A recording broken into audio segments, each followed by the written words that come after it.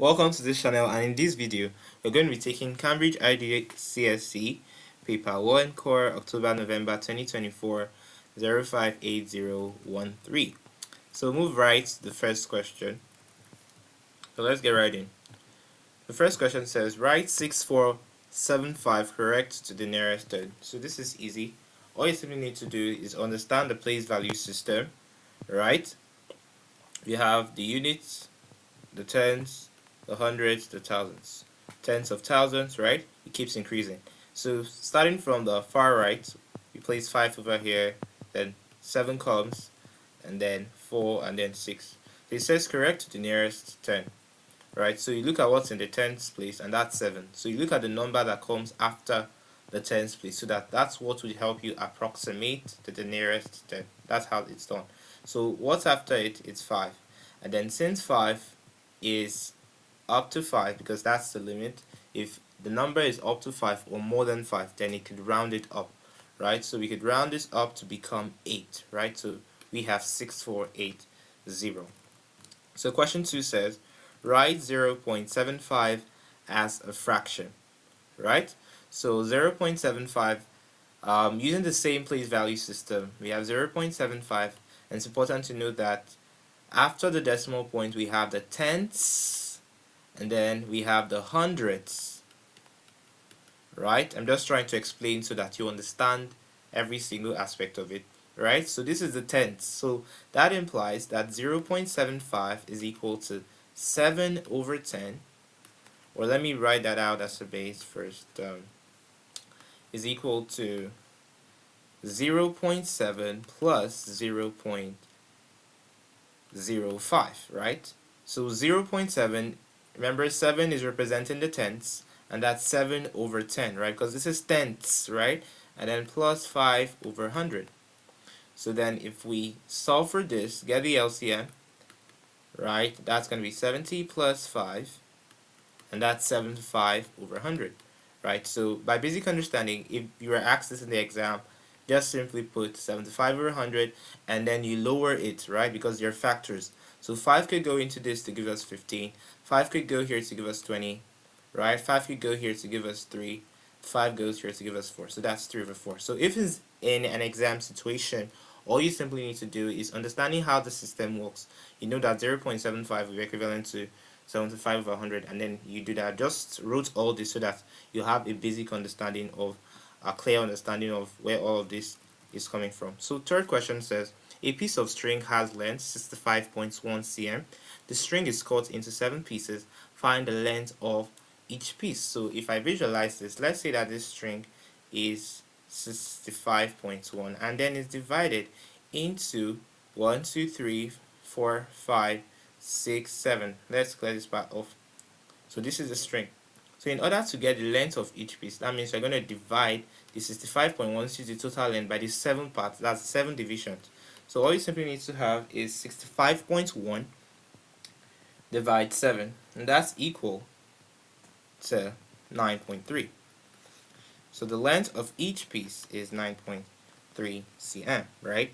So always you could actually use a clear division here. 7 goes to 65. 7 times 9 is 63, right? And what you have here is 65. So you could take the remaining 2 over, and then when 21 divides 7, you have 3. So that's 9.3.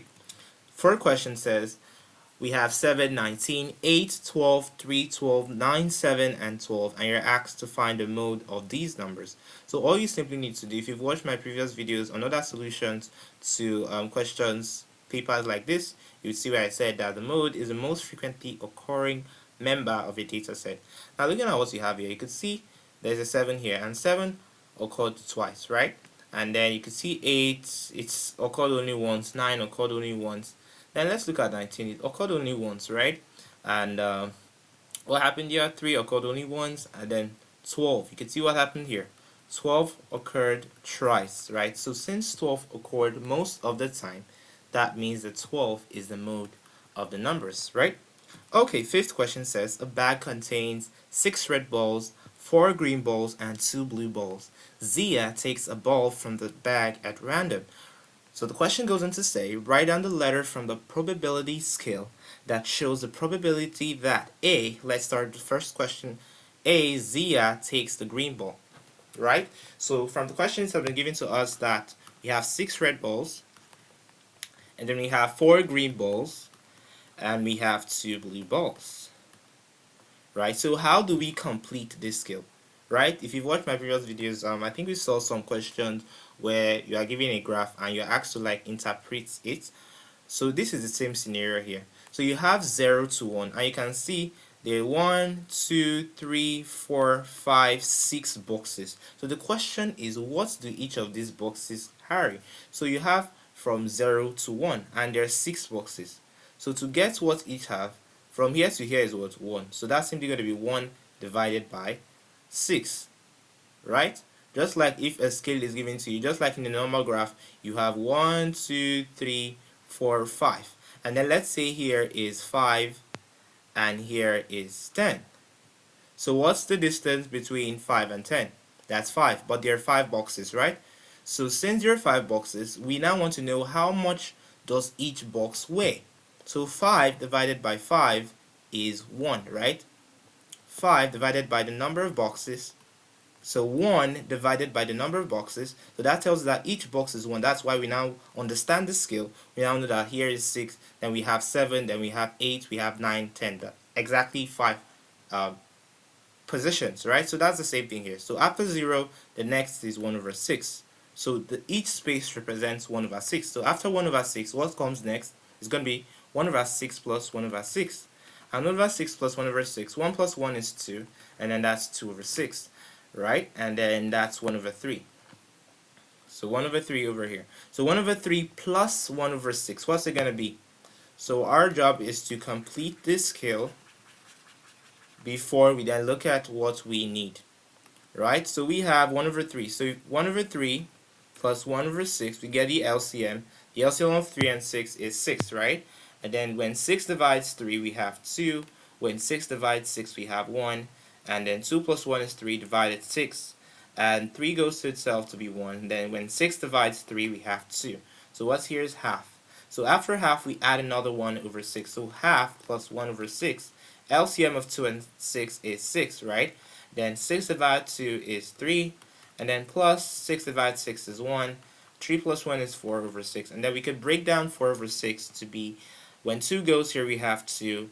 When 2 goes here, we have 3. So that's 2 over 3. Then to get the next one is going to be 2 over 3 over here plus 1 over 6, right? So the LCM of 3 and 6 is 6. And 6 divides 3, we have 2. 2 times 2 is 4, right? And then when 6 divides 6 is 1. 1 times 1 is 1, right? So that's 5 over 6, right? I hope you understand how I'm getting the LCM, right? So in case if you don't, it's a simple step. All you simply need to do, so we've gotten this as 5 over 6. So that, I'm just saying, so that in case you have a problem with that, I would help you understand that. Okay. So if you were to get the LCM of 3 and 6, it's very simple, right? All you simply need to do is to draw 2 straight lines that accommodate those numbers. So we have 3, we have 6. So you then look for a number that could go into the 2 numbers without a remainder, and that's 3. So when 3 divides 3, we have 1. When 6 divides 3, we have 2. And then the next number, we have 2, right? So when 2 divides 1, that's not going to go. So you just bring down the 1. And then when 2 divides 2, we have 1. Then we then multiply the 2 parts. So that's 3 times 2, and that's 6. So we've gotten each part of the probability scale. So we then go on to solve the questions. So the first part says Zia takes a green ball, right? So we're given that the number of green balls is 4, right? So we have 6 red balls, 4 green balls, and 2 blue balls. So the probability is equal to the number of favorable outcomes divided by the total number of possible outcomes. So we have 4 green balls, right? And then that's 4 divided by the total number, which is 6 plus 4 plus 2. And then 6 plus 4 is 10. 10 plus 2 is 12. So we have 4 over 12, and 4 into itself is 1. And then when 12 divides 4, we have 1 over 3. And that corresponds to this C. So we place the letter here, C. So B says Zia takes a yellow ball. So you can see that the question says that the bag contains 6 red balls, 4 green balls, and 2 blue balls. That implies that no ball is yellow in the bag, right? And then if we have no ball in the bag, what do we then, using the same principle we used in A, what do we have? There's 0 yellow balls, right? Divided by the total number of balls, 6 plus 4 plus 2, and that's 0. And 0 corresponds to A, so that goes with A. And then the C part says Zia does not take a blue ball. So when you see a question like this, that implies 1 negative, that the probability that he takes a blue ball, right? So 1 minus the probability that he takes a blue ball, because it says does not take. Because total sum of probability is 1. So probability he didn't take is 1 minus the probability that he took a blue ball, right? Or she took. So the number of blue balls here is 2, right? 2. So if we calculate the probability of blue balls, it's going to be 2 divided by 6 plus 4 plus 2, and that's 2 over 12. And then when 2 goes to itself, we have 1. When 2 goes here, we have 6. That's 1 over 6. So 1 negative 1 over 6 is equal to 6 over 6, because 1 is 6 over 6, negative 1 over 6, and that's 5 over 6. And 5 over 6 corresponds to F on this scale. So we simply place F here. Okay, let's move to the next question. It says, these are the first 4 terms of a sequence. We have 19, 26, 33, 40. Find the next term. So if you study the sequence carefully, you see that there's a constant difference of 7 between the terms. 19 plus 7 is 26. 26 plus 7 is 33. 33 plus 7 is 40, right? And then what's going to be the next? It's going to be 40 plus 7, right? And that's going to be 47. So that's going to be 40 plus 7. And that's 47. So that's the next term of the sequence. So II says write down the term-to-term rule for the sequence. So when you ask for the term-to-term rule, it simply implies what's the rule that links a term to the next term, right? So we have, let's say in the case of 19 and 26, you have 19, right? You have 26. So to get the next term after 19, you simply need to do what? Add 7. So that's the term-to-term rule. So for each term given, to get the next term in line, you simply need to add 7. That's the constant difference between the terms in the sequence, right? So the B part says, these are the first 4 terms of another sequence, right? Find the nth term, right, of the sequence. So what could you notice here? You can see that there's a constant difference of 3, right? 3, 3, 3. 8 minus 5 is 3. 5 minus 2 is 3. Right? So how do you understand this better? You have negative 1, you have 2. Right? So 2, negative 1 is 2 plus 1, which is 3. You get that? So for each term, we're simply adding 3, because negative 1 plus 3, right? Negative 1 plus 3 is 2. Right? 2 plus 3 is 5. 5 plus 3 is 8. So the question says what's the nth term? And this is in agreement with the arithmetic sequence. And it's important to know how to get the nth term of an arithmetic sequence. And it's simply given by Tn equal to a plus n negative 1d. So Tn represents the nth term which you're looking for. And that's equal to a, which is the first term. So what's the first term in the sequence? Negative 1, right? Plus and negative 1d. So what's d? d is the constant difference between the terms, and we've seen that that's 3. 3 is the constant difference, so we place 3 over here, right? So we then have negative 1 plus 3 times n is 3n, because 3 is multiplying everything in the bracket, and then 3 times negative 1 is negative 3, so we have 3n. Negative 1, negative 3 is negative 4, so that means the nth term of the sequence is 3n negative 4, right? So if that's it. Let's move to question 7.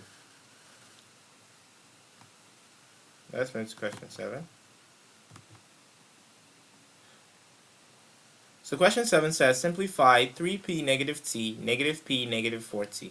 So all you simply need to do here is to collect the like terms in the expression, right? So we could bring the p's together. We're gonna have 3p negative p. We brought it together, and then negative t negative 4t. So 3p negative p, you could simply place a 1 here because p implies 1p. So 3 negative 1 is 2, right? So we can have 2p. And then negative t negative 4t, right, is negative 1t negative 4t. Negative 1 negative 4 is negative 5t. So that's 2p negative 5t.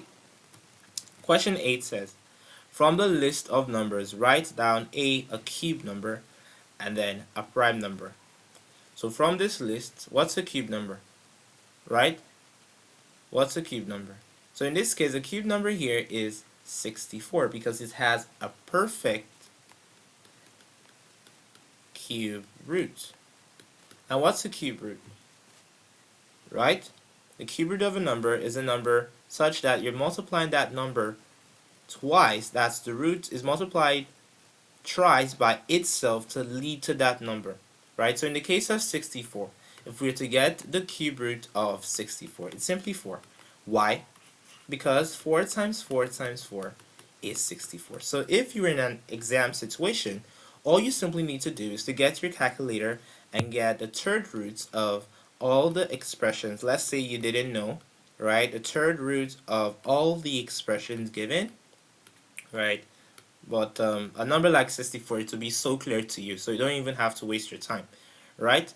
So if you check the cube root of the other numbers, that's the ones other than 64, you can see that those ones are fractional. They're not perfect, right? But in the case of 64, it's just a number 4, right? In the case of the third root of 65, let's take that for an example, it's going to be 4.02. So you can see that's not a perfect number.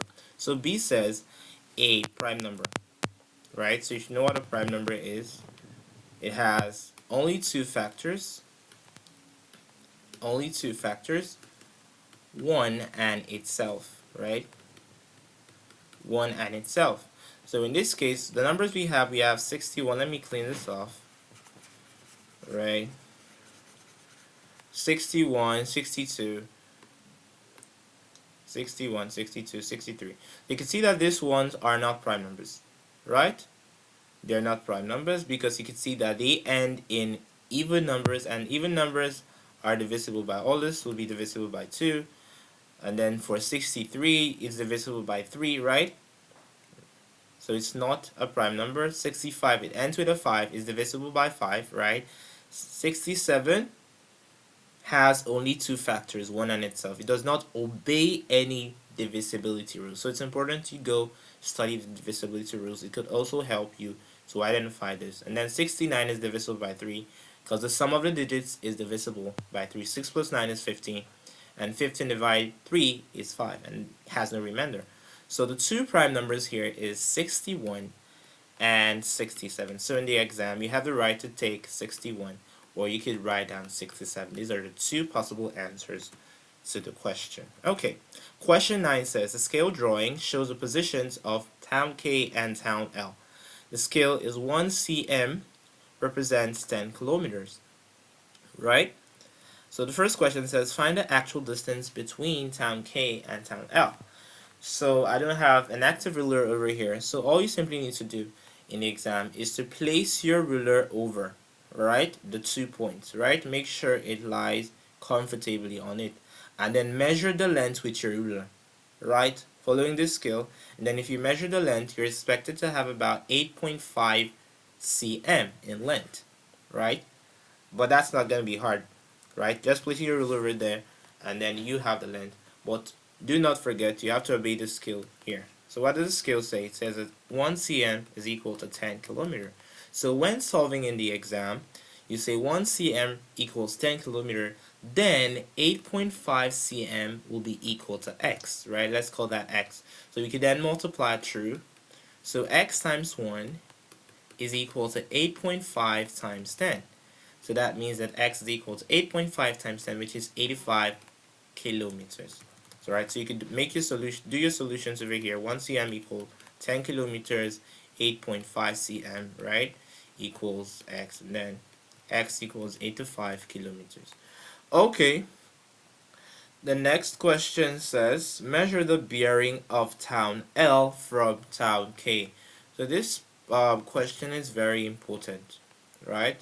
It's very important to be careful with such questions. So let me clean this off so that I explain. So we are asked for the bearing of L from K. So it's important to note, it's important to note that there's a difference between bearing of town L from town K and a bearing of town K from town L. So the question says bearing of town L from town K. So this is town L from town K. So it starts up northward, right? And then it moves. And then it is the same line as L. But if the question said the bearing of K from L, that means you're starting off at L and then you're moving till you get in the same line as K. You get that? But from K, you get that. So you place your protractor over this line, right? Place your protractor, same line, and then measure the angle. You expect it to have 65 degrees, and that's the bearing, right? That's 65 degrees. So C says town M is 40 kilometers from town L on a bearing of 140 degrees. On the scale drawing, mark the position of town M. So it says from town L on a bearing of. So town L is on a bearing of 140 degrees. So all you simply need to do here, you have to have the instruments with you. It's not hard. Okay, so with that, so from L, all you simply need to do is to get your protractor. You could then extend this line with a ruler, right? Extend this line, and then placing your protractor here, right? Now the protractor is most likely 180 degrees protractor, and then when you place it here, you measure 140 degrees, right? It's gonna be likely around this point, right? That's 140 degrees, right? And then that's it. So that's the bearing on L. And then it says that town M is 40 kilometers from town L. So how are you gonna draw for M? So 1 cm, remember that 1 cm is what? 10 kilometers. You then say xcm because you are drawing it on the question paper. So xcm will be equal to 40 kilometers, right? So if you multiply through, that's going to be 40 times 1 is equal to x times 10. So if you divide 3 by 10, that's going to be 4. So you need to draw 4 cm from that angle. So after you've gotten this point, you've placed your protractor. I told you extend this line and then measure 140 degrees, right? Measure 140 degrees here, and then this is from this point to this point, so 140 degrees, and then you measure for cm. That's from this point, because this is where it starts.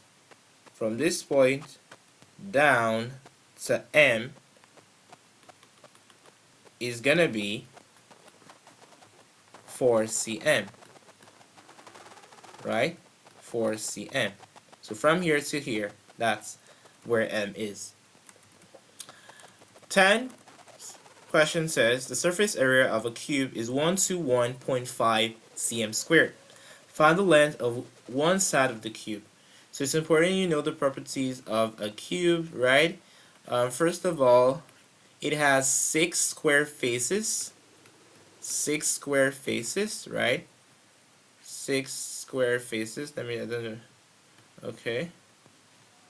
6 square faces. So it has 6 square faces. So remember that the area of a square is what? If we have a length, we have a length. Remember that in a square, all sides are equal, right? The area of a square is L squared, right? And then we have 6 faces. So the surface area of a cube is 6L squared because we have 6 square faces. So the question is saying that the surface area of a cube, so all you simply need to do in the exam is say 6L squared is equal to 121.5 because it says the surface area, which is 6L squared, is equal to this. So the question then it says find the length of one side. So you're looking for the L. So you divide through by 6. So 121.5 divided by 6 is 20.25 over here. So L squared is equal to 20.25. So to get the value of L, you simply get the square root of both sides, right? Square root of 20.25 is equal to 4.5. So that implies that the length of one side of the cube is 4.5 cm. Question 11 says, the diagram shows three lines meeting at a point. Find the value of W, right? So it's key that you remember the theorem that says that angles at a point sum to 360 degrees, right? So this is 80, and then when you see the symbol over here, it represents a right angle, which is 90 degrees, right? So we could say this angle is 90 degrees. So we don't know what this angle is. So the angles at the point is going to sum to 360 degrees. So what are we going to have? AT plus 90 plus W is equal to 360 degrees. So AT plus 90 is 170 plus W equals 360. So to get the value of W, we subtract 170 on both sides. So that's 170 plus W, negative 170, is equal to 360, negative 170. And then 360 negative 170 is equal to 190 degrees, right? And it's clear. This is a reflex angle. Do you know what a reflex angle is? An angle that is greater than 180 degrees but less than 360 degrees, right? If it's obtuse, what's that? It's greater than 90 but less than 180. And if it's acute, it's greater than 0, less than 90, right? So you can see how huge it is, approaching 360 degrees. So that's 190 degrees. So B says BCD is an isosceles triangle. ABC is a straight line. Work out the value of y. So this is an isosceles triangle, and it's important to note that the two base angles, you could even see it represented by this line. These two sides are equal, and if the two sides are equal, that implies that the two angles here are equal. So let's call the two angles here x, right? You could just take that down. Take it as x. So you come down here on your question paper and then you write down that the sum of angles in a triangle sum to 180, right? So you say x plus 80 is equal to 180 degrees. You could say angles in a triangle, right? So x plus x is 2x plus 80 is equal to 180, right? So 2x is equal to 180 negative 80, and then 2x is equal to 100. And then if we divide through by 2, that tells us that x is equal to 50 degrees. But that's not what we're asked for, right? It tells us that x is asked us for the value of y. So we've gotten the value of x as what? 50, right? There you can see what the question says. It says ABC is a straight line. And what do you know about straight lines? The sum of angles in a straight line sum to what? Angles in a straight line sum to what? 180 degrees. So using that property, all you're simply gonna have is y plus 50, right? Because y is on the line, 50 is on the line, is equal to 180. So to get the value of y, we subtract 50. So y plus 50, negative 50, is equal to 180 negative 50. And then that tells us that y is 130 degrees. Alright, so that's it.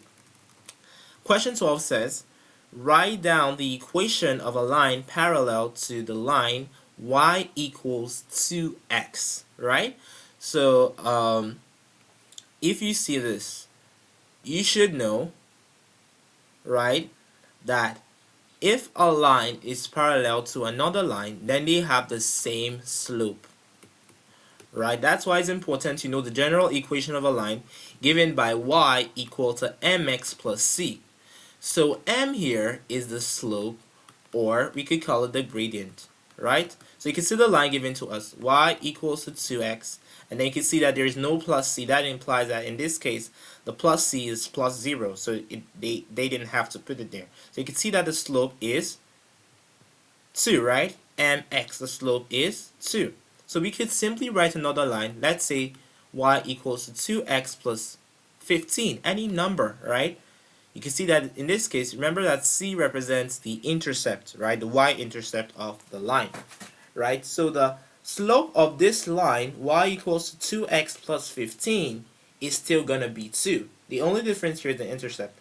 And for two lines to be parallel, the intercept is not the factor. Their slopes just have to be the same. So in the exam, you can simply write y equals to 2x plus any number or 2x negative any number, right? But the fact is that the coefficient of x, which represents the slope, must be 2, right? Because for two lines to be parallel, what happens? The slopes must be equal, right? Let's move to question 13. Each student in the class of 20 students records the number of coins in their pockets. The table shows the results. Okay, so all we simply need to do, your first question says find the median, right? So all you simply need to do is to find the total frequency, and it's already given in the question as 20 because you have 20 students, right? So if you have 20 students, if you have a list of 20 students, and remember that when finding the median, what happens? Has to be in ascending or descending order, and you can see that the coins are arranged in that fashion: 0, 1, 2, 3, and then the frequency is given to us. So if we were to write this out, which is a total waste of time, right, it's going to be 0, 0, 0. Why do I write 0, 0, 0? Because the 0 coins 3 times, right? 1 coin 1 time. 2 coins, then we write 2 7 times. I'm not going to waste my time on that. I just want you to get the point, right? So it says 20 students. So for you to get the median, it's simply the total number of students divided by 2. 20 divided by 2 is 10. So that the median is going to be in the 10th position of the data set. So starting from the far left, because you're looking at it ascending, you have 3, right? That means you're going to get to 3. This is from the 0 to the 3rd position. 3 plus 1 is 4, right? And then over here, 4 plus 7 is 11. 4 plus 7 is 11. And 10 falls within this region, right? I hope you're not confused. So this is 0, 0, 0, 0. That's, and then you have 1. That means 4. And then that implies that 5, 6, 7, that's the 7 numbers, which would then get to 11, will be within this region, right? So that means 10 is going to fall in here, because this is 3. 3 plus 1 is what? 4. So we have 7 others here. So we're going to have the 5th, the 6th, the 7th, the 8th, the 9th, the 10th, the 11th within this region, right? In this case, we're having the 1st, the 2nd, the 3rd. Then this additional ones makes it the 4th. Then over here, the 5th, the 6th, the 7th, the 8th, the 9th, the 10th, the 11th, which is the 7 positions. And then the 10th position lies within this class. So that tells us that the median is 2, right? Because that falls under that frequency, right? Okay, just wanted you to understand it well. Okay, B part says calculate the mean. So if I ask to calculate the mean denoted by x bar, it's equal to the summation of fx divided by the summation of f. So the summation of fx is simply the product of the frequency and the data, right? So we have 0, we have 3, so that's going to be 0 times 3 plus, what do we have next? Let me clean this so that you see it clearly.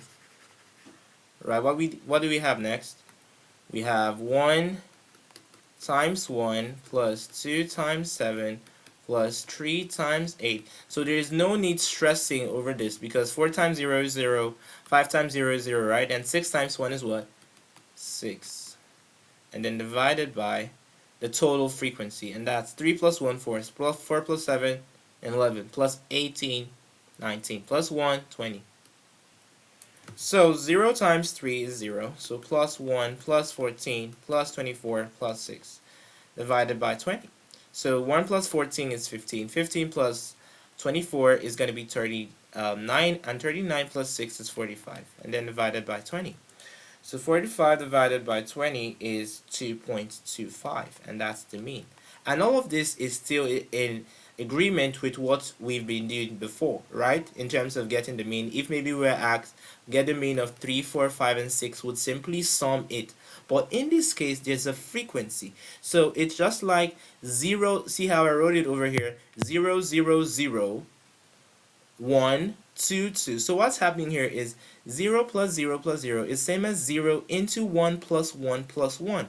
So that's 3 zeros. So we have to multiply to get the sum of the zeros, the sum of the ones, the sum of the twos, that then give us the total sum of the data set divided by the number of numbers in the data set, which is 20, right? So that's it. Summation fx divided by summation f. So question 14 says, expand 4 into x negative 3. So it's crucial that you know that when you're doing stuff like this, you have to multiply every single component of the bracket. So 4 times x is 4x, right? And then 4 times negative 3 is negative 12. So that's the answer, 4x negative 12. Question 15 says, find the size of an interior angle of a regular 15-sided polygon, right? So this is not going to be difficult, but let me just take a section of a polygon, right? We don't know what polygon this is. And then let's call this theta, right? And this is going to be what? 180 negative theta. Now, on studying, you should know, right? Or let me tell you that the exterior angle, each exterior angle of a polygon is given by 360 over n. 360 over n. So for a 15-sided polygon, what happens here? 360 divided by 15 is 24. Right? That means that each exterior angle is 24 degrees. So the question didn't ask for the exterior, it asked for the interior. And the interior is supplementary to the exterior, right? Because they sum to 180 degrees. This is the exterior. Over here is 24. So to get what's over here is going to be 180 negative 24, right? That's a simple thing. So all you simply need to do in the exam, you get the exterior angle by what? 360 over n. And that's what? 360 over 15. And then that's 24. Then the interior will be equal to 180 negative, or you could use the general formula, because you know that for a polygon, the sum of interior angles of a polygon is n negative 2 times 180, right? N negative 2 times 180 will give you the total sum. So to get for each, because say size of an interior angle, you divide by n. So same would still work. So we have 15 sides, right? So 15 negative 2 is 13 times 180 divided by n, which is 15. So 13 times 180 divided by 15 is still going to be 156, right? 180 negative 24 from what I explained from the exterior angle is also 156. So any of that works. Okay, next question says, Rio buys some pens. He sells 63 pens, which is 7 over 9 of the pens he buys. Work out the number of pens. Work out how many pens he buys. So you could say let the number of pens bought be x, right? So that simply means that 7 over 9 of the pens he buys, which is x, is equal to 63. Do you get that? So our job is to get the value of x. So we could multiply through by 9, right? So that implies that 7x is equal to 9 times 63. So to get the value of x, we simply divide through by 7, right? And you know that 63 is a multiple of 7. It could divide 7, right? So when 7 goes into itself, we have 1. When 63 divides 7, we have 9, right? So 9 times 9 is what? 81. And that's it. So he sells 63 pence, which is that 7 over 9 of the 81 pence, right? Which is going to be 63, the 63 pence he sold, right? Question 17. Ed has Ed books. Sam has 3 times as many books as Ed. Jane has 2 books fewer than Sam. The total number of books is 54. Use this information to write down an equation and solve it to find the value of n. So Ed has n books. So n plus, it says the total number of books is 54. So we simply add the number of books Ed has, the number of books Sam has, and number of books Jane has, then equate to the total, which is 54. It says Sam has 3 times as many books as Ed. So that means that Sam, so I'm writing down here, Ed, sorry, Sam, so 3n, and Jane has 2 books fewer than Sam. So Sam is 3n, right? So to get Jane, it says 2 books fewer than Sam. That's going to be 3n negative 2. So Sam has 3n books, and then, but Jane has 2 books fewer than Sam. That's 3n negative 2, and then that's going to be equal to 54. So n plus 3n is 4n, right? And then 4n plus 3n is 7n. So 7n negative 2 is equal to 54. So to solve this, 7n negative 2 plus 2 is equal to 54 plus 2. Right? So negative 2 plus 2 cancels, and we have 7n is equal to 56. So if we have 7n equals 56, we divide 3 by 7, and then 56 divided 7 is 8. Okay, next question says, without using a calculator, work out 2 whole 1 over 4, negative 1 whole 11 over 12. You must show all your working and give your answer as a fraction in its simplest form. So we could simply subtract the whole parts. So 2 whole 1 over 4, negative 1 whole 11 over 12. So 2 negative 1 is 1, so that's the whole part. Then 1 whole 1 over 4, negative 11 over 12. And then you simply get the LCM of 4 and 12. Using the same method I explained earlier, write down 4, 12. So 4 could go into the 2. So when 4 divides 4, that's 1. 12 divides 4, you have 3. 3 could go, when 3 divides 1, we could just make that's at 1. When 1 divides 3, right, it can't go, so we bring down the 1. Then 3 divides 3, we have 1. So 4 times 3, that's going to be 12, right? So 12 divided 4 is 3. Then negative 12 divided by 12 is 1. Then 1 times 11, that's 11. So that's negative 8 over 12. So what we're having is 1 whole negative 8 over 12. And this is not possible, right? This is not realistic because we subtracted 1 whole from 2 wholes. So there's no way you're going to have a negative result. So all we simply need to do here is to carry over the 1 whole to the fractional part. So if we carry over the 1 whole, it becomes 0 whole, right? So that's going to be 0 whole, negative 8 over 12 plus 1, right? Plus 1.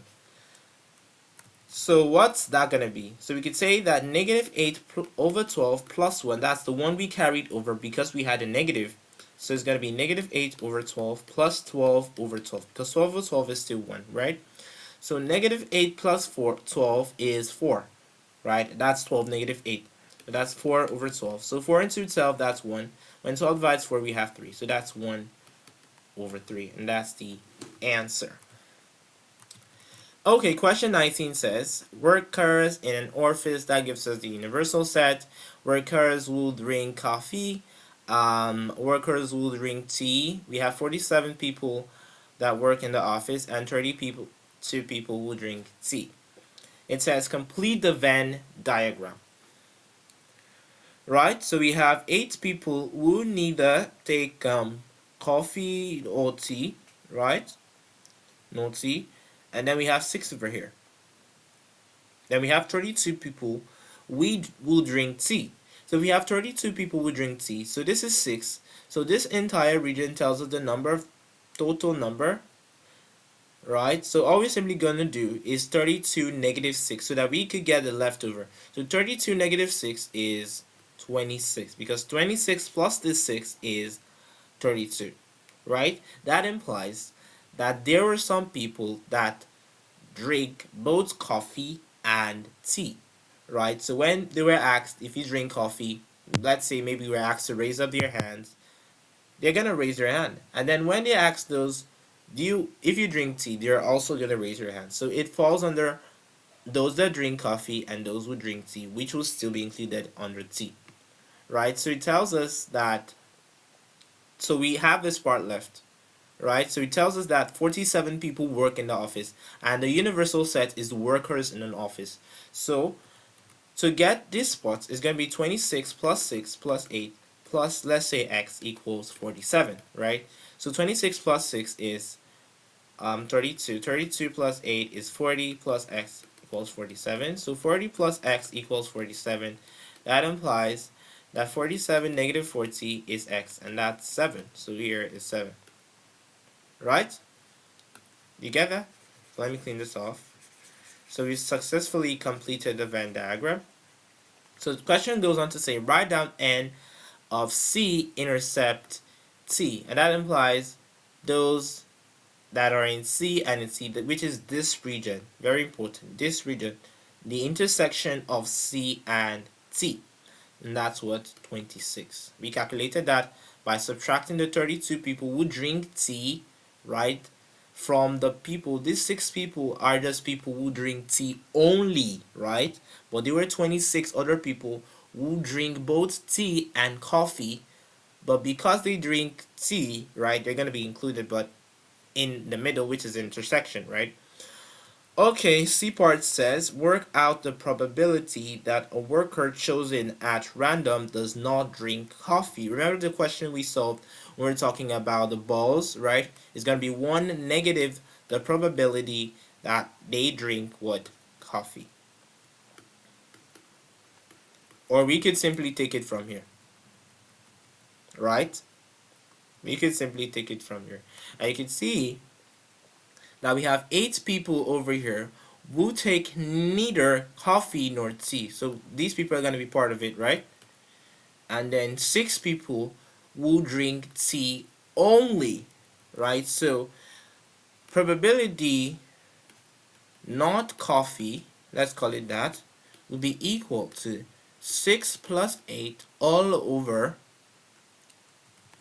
what's the total number of people? The total number of outcomes, 47. Right, so that's going to be 14 over 47. But if you wanted to use this method, which is 1 negative the probability of drinking coffee, we then look at the total number of people who had coffee. So 7 people had coffee only, 26 people had both coffee and tea. So they're going to be included as people who drank coffee. So 7 plus 26 is 33. Right? So the probability, watch carefully, is going to be 1 negative 33 over 47.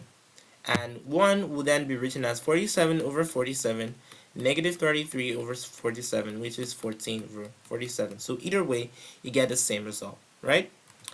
Okay, question 20 says, the weight W grams of a box is 463.9 grams. Correct to 1 decimal place. Correct. Complete the statement about the value of W. So this is all about what we call the lower and the upper bound, right? So it says correct to 1 decimal place. That's to 0.1. So all we simply need to do here is 0.1 divided 2, and that's going to be 0.05, right?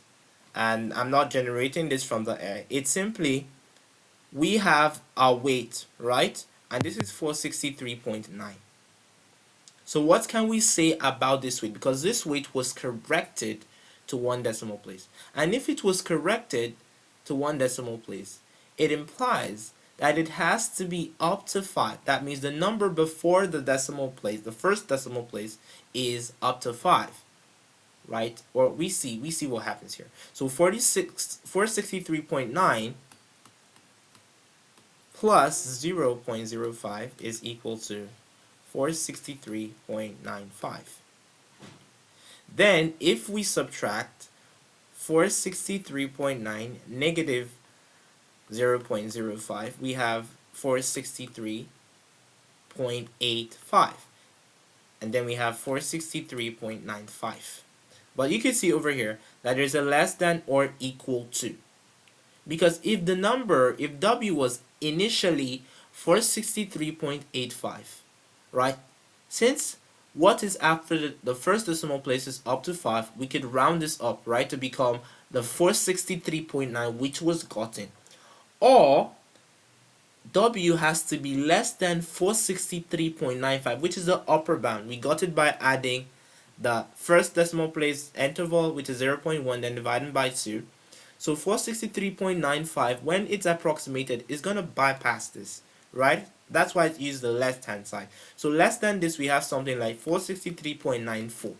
So if we have 463.94, since 4 is less than 5, it's going to round it down. So that's why W has to be less than 463.95. Right? For example, 463.94, which will round it down to the 463.95. It's just a set of values for which that correction originated from, right?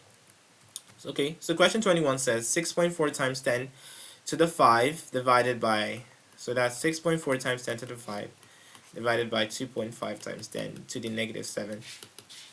The 6.4 divided by 2.5 is going to be 2.56, right? 2.56. Then multiplied by, you should remember the index laws that says that x to the a divided by x to the b is equal to x to the a negative b. So that's going to be 10 to the 5 divided by 10 to the negative 7 is going to be 10 to the 5 negative 7, right? So negative is positive, so we have 5 plus 7, which is 12. So we have 2.56 times 10 to the 12. And that's the solution. And it's important to note that when you're giving your answers in standard form, these spots, right, which comes before the exponent, should be between 1 and less than 10.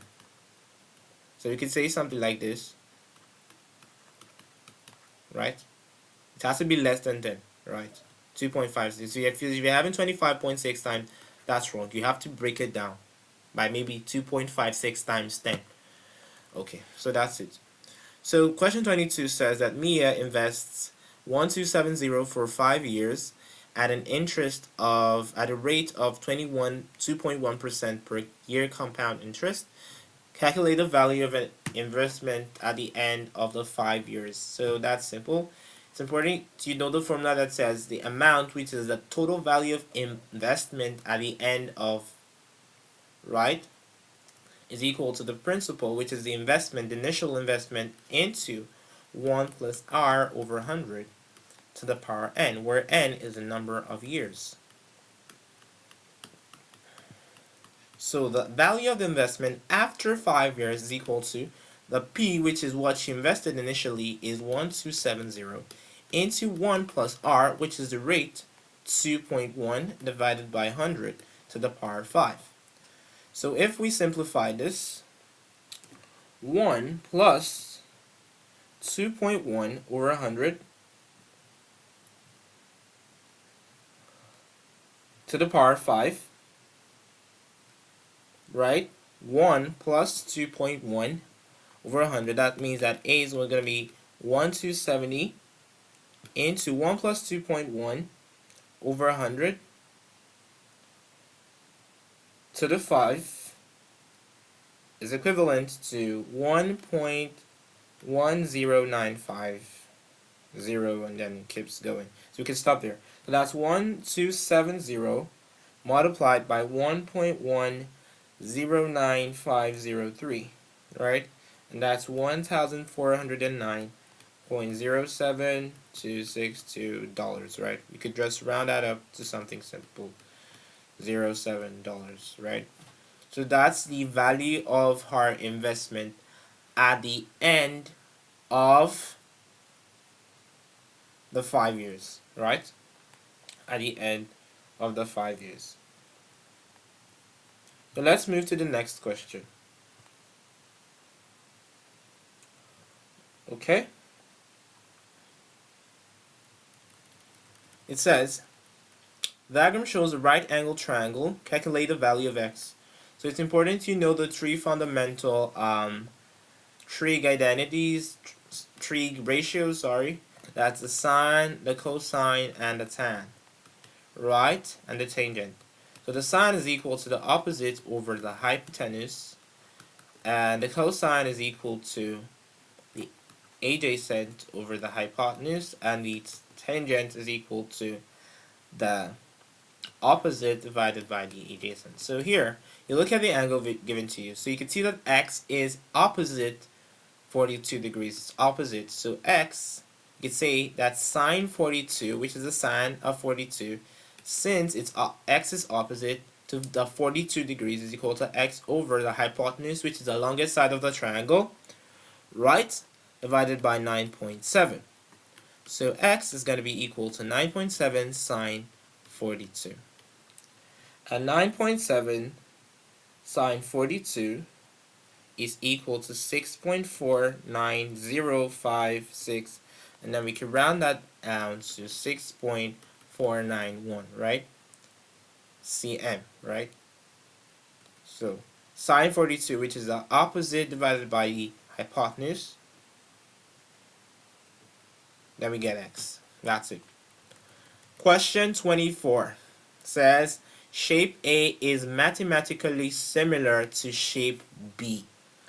Right? Calculate the values of x. If you've watched my previous videos, we've solved tons of problems like this. So all we simply need to do is to compare the sides. So this is similar to this. So we could compare x to 3.2 and compare 6.75 to 2.7. So all we simply need to do is to write as kind of like a ratio. There's going to be x all over 3.2 because they're going to be proportional in length, right? They're going to be proportional in length since it's mathematically similar. The only difference is that this one, shape B, was scaled down but by some factor. So x over 3.2 is equal to 6.75 all over 2.7, right? And then I don't want you to get confused here, right? It's very important you don't get confused. So now, you must see over here that there is no specific order. So you don't see like, you won't be like, oh, what's this guy doing? Why does he have to take this before taking the other? You could decide to compare the smaller to the larger, but make sure you follow it throughout. So if we wanted to compare this to this, what we're going to have is 3.2 over x. That means we're comparing this to this. Is going to be equal to the smaller side. You're going to use the smaller side again, divided by 6.75. You're still going to get the same result, right? So we multiplied through by 3.2. We then have x over 3 points. X is equal to, let me write it out as x over 3.2 times 3.2 is equal to 6.75 over 2.7 times 3.2. So this cancels, right? Because I'm multiplying through by 3.2.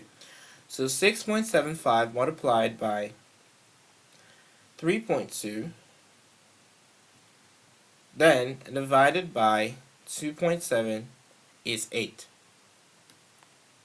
8. 6.75 times 3.2 divided by 2.7 is going to give us 8. So that tells us that the value of x is 8, right?